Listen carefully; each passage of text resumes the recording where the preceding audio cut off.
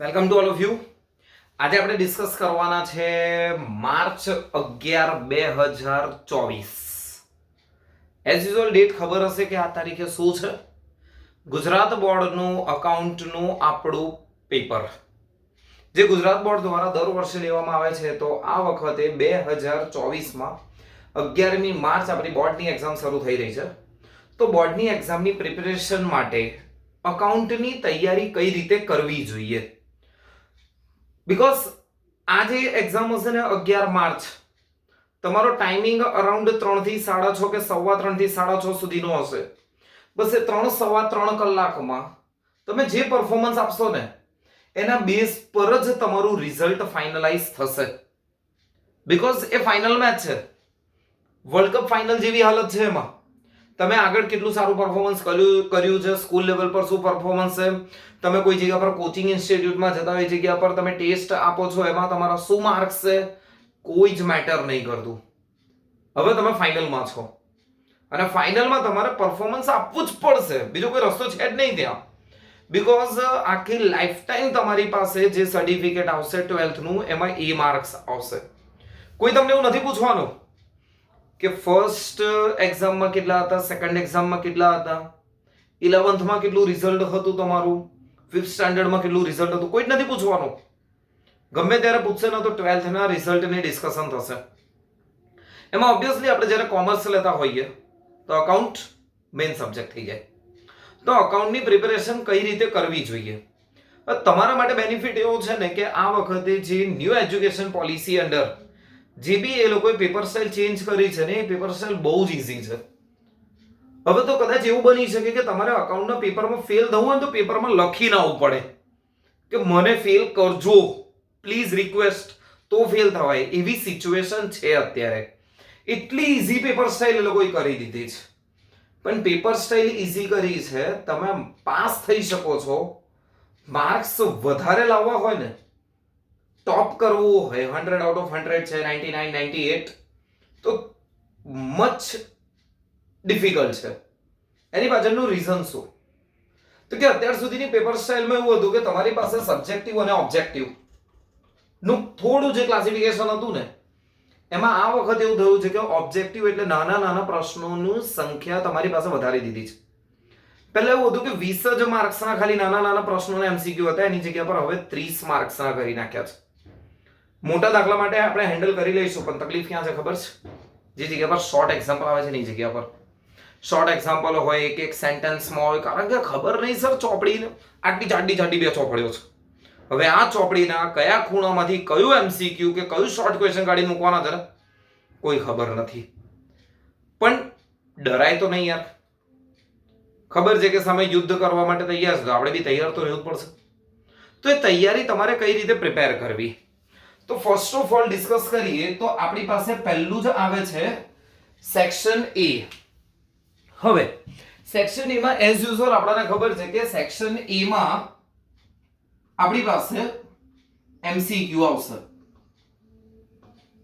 હવે એમસીક્યુ કેટલા એમસીક્યુ આવવાના છે? તો કે નંબર ઓફ એમસીક્યુ is 20 અને each 1 mark, therefore total 20 marks નું આપણું આ સેક્શન રહે. પણ સર એમસીક્યુ માટે શું કરવું? એક વખત રિફર કરી શકાય. જે બી તમારી પાસે ટેક્સ્ટ બુક છે, જે બી તમારી પાસે ચોપડી છે, એ ચોપડી ઉઠાવો એકવાર અને એક પેજ ટર્ન કરો, સ્વાધ્યાયમાં આવી જાઓ. સ્વાધ્યાયમાં જે પહેલા એમસીક્યુ દેખાય છે ને, બધા જ એમસીક્યુ એકવાર રિફર કરી લો. આ બેસ્ટ વે છે. પણ આટલાથી ફૂલફિલ નહીં થાય તમારી રિક્વાયરમેન્ટ. તમારે જે જરૂરિયાત છે એ આટલાથી રિક્વાયરમેન્ટ નથી થવાની. આના માટે થોડા 2 દિવસ 3 દિવસ તમારે તૈયારી કરવી પડશે. શેની તૈયારી? ચોપડી ઉઠાવો અને લાઈન ટુ લાઈન રીડ કરો. જે ટોપિક લાગે છે એમસીક્યુ પર્પસ માટે છે એને અંડરલાઈન કરો, અને આ વસ્તુ કરવી જ પડશે. અધરવાઇઝ તમે માર્કેટમાંથી કોઈ અસાઇનમેન્ટ લઈ આવો કે વોટ કોઈક સપ્લિમેન્ટરી કે વોટ કશું બી લઈ આવો, તો એની અંદર બી એ લોકો એ જ કામ કરે છે. તમારા ચોપડીમાં 10 એમસીક્યુ 15 એમસીક્યુ કે 20 એમસીક્યુ આપે એક ચેપ્ટરમાં, પણ એ લોકો બધી વસ્તુ શોધીને 100 એમસીક્યુ બનાવે છે. તો તમે એ કામ કરી શકો છો કે બીજા કોઈક મટીરિયલનો તમે યુટિલાઇઝ કરી શકો છો. પણ મચ બેટર ઓપિનિયન એ છે કે 2-4 દિવસ થોડો ટાઈમ કાઢો અને જે બી તમને લાગતું હોય લાઈન ટુ લાઈન રીડ કરો અને એમસીક્યુ માટે જે બી ટોપિક છે ને અંડરલાઈન કરી રાખો. તો સર બધા ચેપ્ટરમાંથી કરવાનું છે? યસ, બધા ચેપ્ટરમાંથી કરવાનું છે. તમારી પાસે પાર્ટ 1 માં ટોટલ કેટલા ચેપ્ટર આવે છે? 7 ચેપ્ટર. પાર્ટ 2 માં આવે છે 6 ચેપ્ટર. હવે 13 ચેપ્ટરમાંથી સર આટલું બધું કામ કરવાનું, તો તમારા માટે બોર્ડે કામ ઈઝી કરી નાખ્યું છે કે 2 ચેપ્ટર એવા છે ને કે જેમાંથી એમસીક્યુ લોકો પૂછવાના જ નથી. એક છે ભાગીદારી પેઢીના વાર્ષિક હિસાબો, એટલે આપણી પાસે પાર્ટ 1 માં બીજું ચેપ્ટર, અને બીજા ભાગમાં કંપનીના વાર્ષિક હિસાબો, એટલે પાર્ટ 2 માં આપણી પાસે થર્ડ ચેપ્ટર એવું છે કે જેમાંથી એ લોકો કોઈ પણ પ્રકારના એમસીક્યુ નથી પૂછવાના. તો એ ચેપ્ટરને મૂકી દો. આપણા 2 ચેપ્ટર ઓછા થઈ ગયા, 11 ચેપ્ટર છે. અને 11 ચેપ્ટર એટલા એમસીક્યુ માટે મહત્વ નથી, બીકોઝ આમાંથી કેટલાક એક ચેપ્ટર એવું છે કે જેમાંથી કદાચ એમસીક્યુ નથી, પણ એના પછીની વસ્તુ જે છે ને એ આઈને ઊભી જ છે પાછી. સેક્શન બી, જેમાં તમને મળશે શોર્ટ ક્વેશ્ચન. હવે શોર્ટ ક્વેશ્ચનમાં બી શું થશે તો કે નંબર ઓફ શોર્ટ ક્વેશ્ચન તમારી પાસે 10 છે, એટલે પૂરેપૂરા 10 કરવાના છે, તો 10 માર્ક્સ. હવે ટોટલ જે આ 30 માર્ક્સ થાય છે ને એ જ એચીવ કરવા ડિફિકલ્ટ છે. 30 આઉટ ઓફ 30 આવી ગયા ને તો બાકીનું રિઝલ્ટ તો આરામથી તમે ગ્રેટ લેવલ પર અચીવ કરી શકશો. પણ તમે લોકો જ્યારે બ્લુપ્રિન્ટને ફોલો કરો છો ત્યારે એક વસ્તુ હંમેશા યાદ રાખજો, બ્લુપ્રિન્ટને ફોલો કરતી વખતે એમાં એવું કીધેલું કે સર એમસીક્યુ દરેક ચેપ્ટરમાંથી છે, એસક્યુ ખાલી 7 ચેપ્ટરમાંથી જ એસક્યુ પૂછવાના છે. એવી રીતે પ્રિપેરેશન ના થાય, કારણ કે એસક્યુ વાળા ટોપિકને બી એમસીક્યુ માં લઈ શકે છે અને એમસીક્યુ વાળા ટોપિકને એસક્યુ માં લઈ શકે છે. એટલે મારા માટે તમને સિમ્પલ ઓપિનિયન એટલો જ છે કે તમારે સેક્શન એ અને સેક્શન બી પૂરેપૂરું 11 ચેપ્ટરમાંથી લાઈન ટુ લાઈન રીડ કરીને જ કરાય. બીજો કોઈ ઓપ્શન અવેલેબલ નથી તમારી ભાષામાં. આ one and only option available છે, બીકોઝ હાર્ડવર્ક છે એના માટે તમારે કોઈ ટાર્ગેટ એચીવ કરવો છે ને, તો એ વસ્તુ માટે તમારે મહેનત તો કરવી પડશે. બીજું કોઈ આપણી પાસે ઓપ્શન નથી, બીકોઝ સક્સેસ થવા માટેનો હાર્ડવર્ક સિવાય બીજો કોઈ ઓપિનિયન નથી. કારણ કે શોર્ટકટ તો કોઈ છે જ નહીં. તમે શોર્ટકટ જોવા જશો તો કદાચ બાય ચાન્સ 2, 4, 5 એમસીક્યુ સ્કીપ થઈ જાય, રહી જશે. એક્ઝામમાં જોવો તો એવું લાગે કે આ તો કદાચ સર કોઈ જગ્યા પર હતું જ નહીં. તો એ બધા પ્રોબ્લેમથી જો તમારે દૂર રહેવું હોય ને તો તમારી પાસે બેસ્ટ ઓપ્શન રહે કે આ વસ્તુ તમે કરી શકો. અને જો આટલી વસ્તુ હેન્ડલ કરી લીધી ને તો પછીનું કામ તમારા માટે બહુ ઈઝી થઈ જશે. કેમ સર? હવે ડિસ્કસ કરીએ છીએ આપણે ડિટેલમાં સેક્શન સી, જે જગ્યા પર તમને ટોટલ અલગ અલગ નાના નાના દાખલા અને નાના નાના થિયરી આવવાના. હવે આમાં થાય છે શું? ક્રમ પ્રમાણે જ જશે. 1 થી 20 એમસીક્યુ આવશે, 21 થી 30 શોર્ટ ક્વેશ્ચન આવશે. તમારી પાસે આ જગ્યા પર સમજો સેક્શન નંબર સી માં 31, 32, 33, 34, 35 અને 36 6 દાખલા આવશે. દાખલા બી આવી શકે, થિયરી બી આવી શકે છે. થિયરી આવશે સર? યસ, 100% થિયરી આવવાની છે. આ 6 દાખલામાંથી તમારે કોઈ પણ 4 અટેન્ડ કરવાના છે. મેં પહેલા જ કીધું, બહુ જ લિબરલ પોલિસી બનાવી દીધી તમારા માટે. તો તમે ધારો તો પર્ટિક્યુલર 1 ચેપ્ટર 2 ચેપ્ટર તમે ઓપ્શનમાં બી કાઢી શકો છો. તો આ જગ્યા પર જોવા જઈએ તો 31મો દાખલો તમારો ફિક્સ હશે પાર્ટ 1 માં ચેપ્ટર નંબર 1, જે તમારું પહેલું ચેપ્ટર છે, ભાગીદારોનો વિષય ને પ્રવેશ વાળો ટોપિક. હવે એમાં કેવું છે કે બધા નાના નાના 11, 12 છે, નાના નાના દાખલાઓ છે. ભૂલ સુધારણા નોંધ વાળો ટોપિક છે. મૂડી પર વ્યાજની ગણતરી કરો, ઉપાડ પર વ્યાજની ગણતરી કરો. પેલું દર મહિનાની શરૂઆતમાં ઉપાડ કરતો, દર મહિનાની અંતમાં ઉપાડ કરતો, દર મહિનાની વચ્ચે ઉપાડ કરે. એવા નાના નાના નાના ટોપિક છે. બસ એમાંથી એક દાખલો હશે એ ફાઇનલ છે. એના પછી તમારી પાસે આવે છે પાર્ટ 1 માંથી જ ચેપ્ટર નંબર 4. ચેપ્ટર નંબર 4 માં શું છે? પુનર્ગઠન. પુનર્ગઠન કોને કહેવાય? એક થિયરી જોઈ શકાય. પુનર્ગઠન પાછળના કારણો જોઈ શકાય. અને બાકીના તમારે એક્ઝામ્પલ જોઈ લેવાના. હાઈએસ્ટ ચાન્સીસ આ જગ્યા પર કેવા દાખલા પૂછાઈ શકે છે? તો કે પહેલો દાખલો તમને એ જ વસ્તુ લાભ અથવા તો ત્યાગની ગણતરી કરો. નોર્મલી 99.99% આ જ હશે. પણ સ્ટીલ કદાચ લોકોએ ચેન્જ કરવો હોય તો એક અમનોંધ વાળો દાખલો એ લોકો પૂછી શકે છે. અમનોંધ વાળો દાખલો એટલે કઈ રીતનું? સર, જમીનની કિંમત પાકા સરવાળામાં 1 લાખ બતાવેલી છે, પુનઃ મૂલ્યાંકન સમય 1,50,000 કરવામાં આવી છે. ફરી બોલું, જમીન મકાનની ચોપડે કિંમત 1 લાખ છે, પણ 1,50,000 મૂલ્યાંકન કરવામાં આવી, તો 50,000 કિંમત વધારી છે. ફાયદો, પુનઃ મૂલ્યાંકન જમા થાય છે. તો મારે એની અમનોંધ પૂછી શકે છે. તો અમનોંધ આપણે કઈ રીતે લખવાની? જમીન ખાતે ઉધાર તે પુનઃ મૂલ્યાંકન ખાતે જમા. આ રીતનો દાખલો આવી શકે છે. અને બીજું, એકત્રિત નફો અને એકત્રિત ખોટની વહેંચણી અંગેનો પણ દાખલો આવી શકે છે. એટલે આના માટે મેં 3 ટાઈપના દાખલા બોલું છું. લાભ ત્યાગ વાળો બની શકે છે, અમનોંધ વાળો દાખલો પૂછી શકે છે. અગેન અમનોંધમાં પણ એકત્રિત નફો અને એકત્રિત ખોટ વાળા દાખલા માટે તૈયારી રાખવાની. એના પછી 33 માં પણ સેમ વસ્તુ તમને પાર્ટ 1 માંથી જ આવશે. ચેપ્ટર નંબર આવશે 7. 7 ચેપ્ટર એટલે કયું ચેપ્ટર? તો કે આપણું વિસર્જનનું ચેપ્ટર. શું પૂછશે? વિસર્જનની અમનોંધ.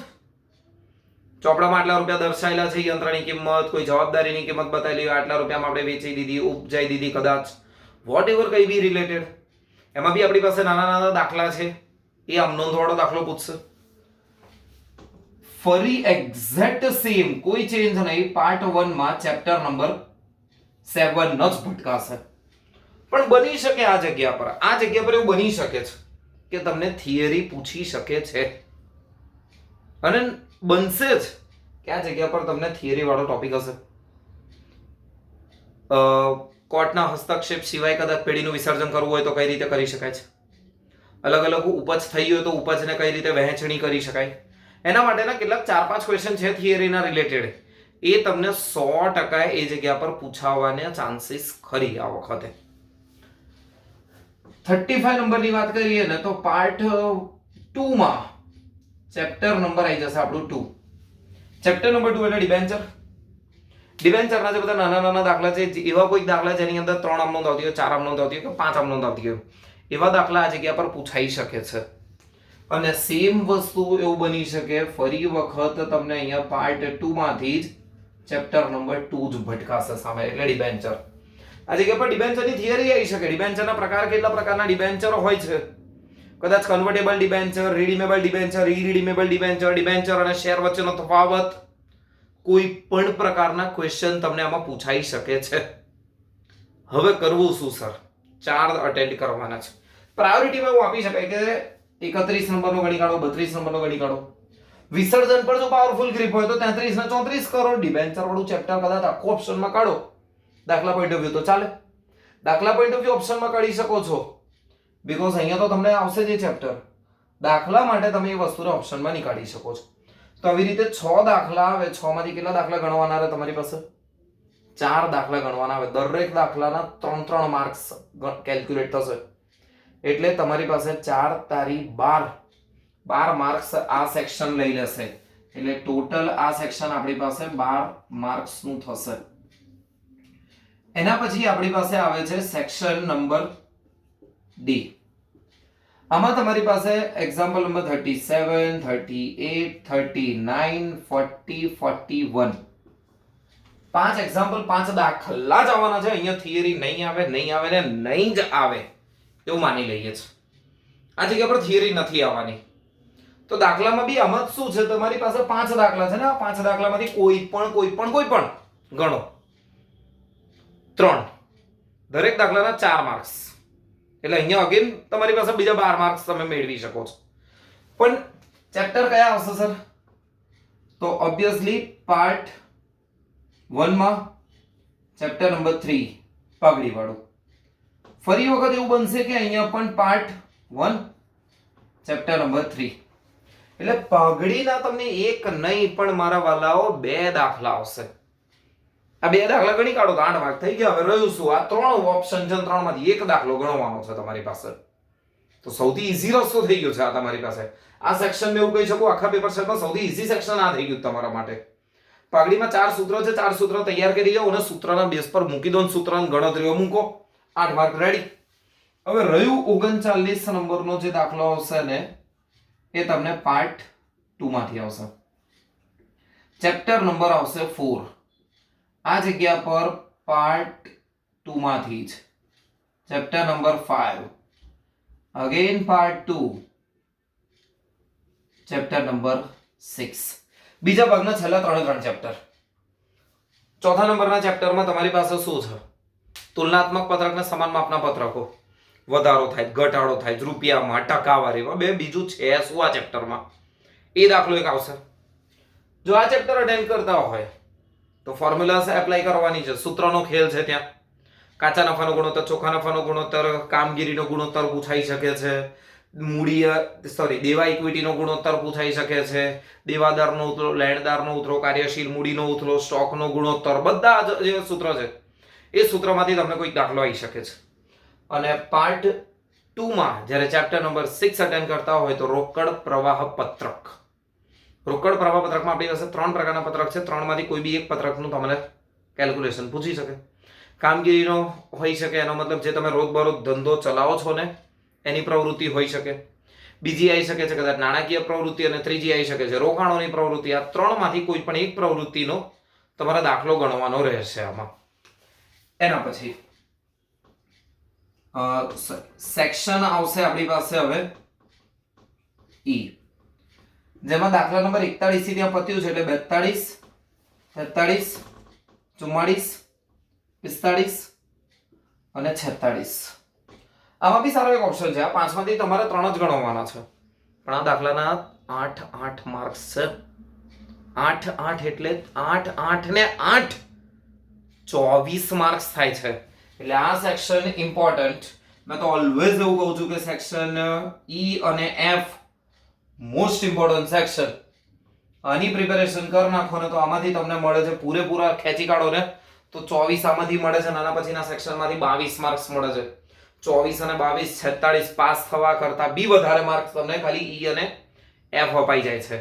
તો આના માટે તમારે કયું ચેપ્ટર ગણવું પડશે, તૈયારી કયું કરવું પડશે? તો એક દાખલો આવશે તમને પાર્ટ 1 માંથી ચેપ્ટર નંબર 5 પ્રવેશ. પ્રવેશનો દાખલો આવશે, સિમ્પલ છે. પણ ફરી વખત એવું બનશે કે જ્યારે 43મો દાખલો ગણશો ને એ બી પાર્ટ 1 માંથી ચેપ્ટર નંબર 5 માંથી જ આવશે. એટલે પ્રવેશના મળશે તમને 2 દાખલા. પ્રવેશ પરફેક્ટ કરી લો તો 8 ને 8 16 માર્ક્સ તમારા કવર કરી લીધા છે. હવે વાત આવે જો તમે 44મો દાખલો અટેન્ડ કરતા હોય તો એ જગ્યા પર ગેરંટેડ તમને પાર્ટ 1 માંથી ચેપ્ટર નંબર મળશે 6, એટલે નિવૃત્તિ વાળું મળવાનું છે. આ ચેપ્ટર ના આવડતું હોય તો ચલો દાખલાને ઇગ્નોર કરો અને પાર્ટ 2 નું લઈ લો તમે ચેપ્ટર નંબર 1. આ ના આવડે તો બીજો કોઈ ઓપ્શન છે નહીં, કારણ કે પાર્ટ 2 માં પણ આ જગ્યા પર બી ચેપ્ટર નંબર 1 જ આવશે, શેર મૂડી. અહીંયા બી તમે કોઈ બી એક ચેપ્ટર ઓપ્શનમાં કાઢી શકો. જો પ્રવેશ તમે કરી નાખ્યું, નિવૃત્તિ કરી નાખ્યું, તો શેર મૂડી ગયું મય. આપણે હું શેર મૂડી દાખલા ગણવાના જ નથી. આપણે પ્રવેશના 2 દાખલા, એક નિવૃત્તિનો દાખલો. સર નિવૃત્તિ નહીં ખબર પડતી તો શેર મૂડી કરી નાખો.